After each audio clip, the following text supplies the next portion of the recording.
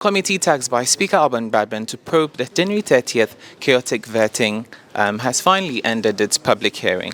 Today, some minority MPs, such as Minority Leader Fenyo Marking, Minority Chief Whip Frank Anodompe, expected to be probed by the committee. However, a letter was submitted to the committee indicating that a memorandum has been submitted to the Speaker barring any member from being present to today's meeting. To the Chairman Ad Hoc Committee, Honorable Emmanuel Bedra, from Minority Leader Osahin Alexander Kwamina Benyomakin, copy Majority Leader and Leader of Government Business, 10th February 2025. Minorities opposition on the committee's proceedings. I write to inform you that I have submitted a memorandum to the Right Honorable Speaker on behalf of the Minority Caucus regarding concerns surrounding your continual chairmanship of the ad hoc committee's proceeding.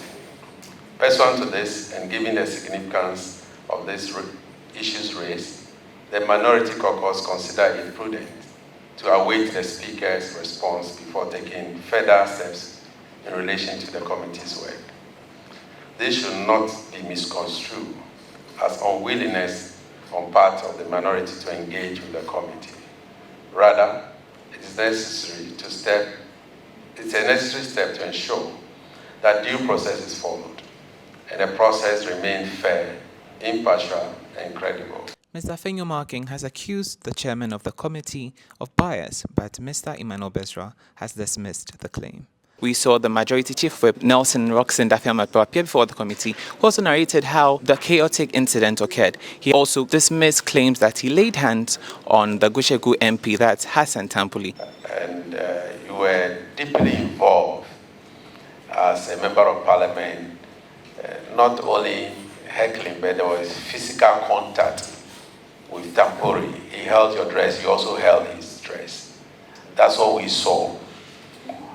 Can you confirm whether you also, held his dress?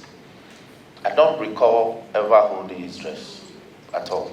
It would have led to, because I'm also strong enough. If I had held his dress, it would have led to something. But I had my two hands up. He had the front of my foot this way, and I had my hands up, and I was exchanging. That was when I was telling him, "Oh, bro, why do you want us to fight over this? We are lawyers, we are custodians, we don't do this." Trying to reach out to him, his deepest recesses.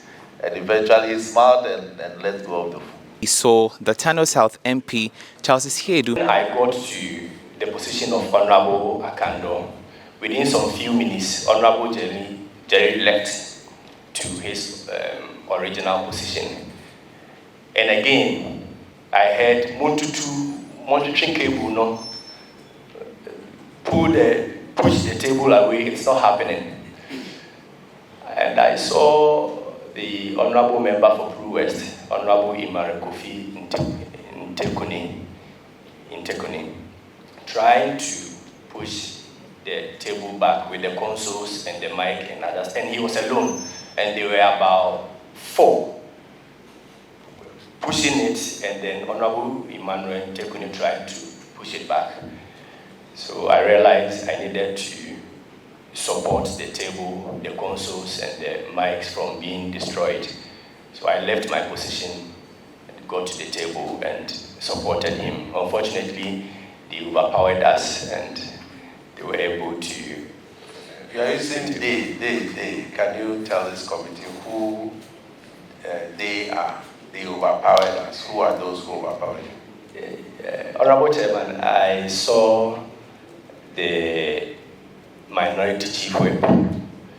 I saw Honorable Jerry and 2 other members. I don't know their name. As part of today's hearing, Member of Parliament for Esutifi South, Collins Dauda, and a citizen, George Opeku Glory, took turns before the committee. Since the chaotic ministerial vetting that saw the destruction of state properties, including tables and microphones, as well as the suspension and subsequent reversal of 4 legislators, namely Minority Chief Whip Frank Anodompe, Second Minority Whip Jerry Ahmed Shaib, Kushegu Member of Parliament Al Hassan Suleiman Tampoli, and Majority Chief Whip Roxon Nelson Dafiamatpo, Several parties involved in the fisticuff, such as Chairman of the Appointments Committee, Bernard Ahiafo, along with Marshal of Parliament Lieutenant Colonel Samuel Kofi Osu, and Clerk to the Appointments Committee, Gifty Jigai Goba, have appeared before the committee during its 3 public hearings.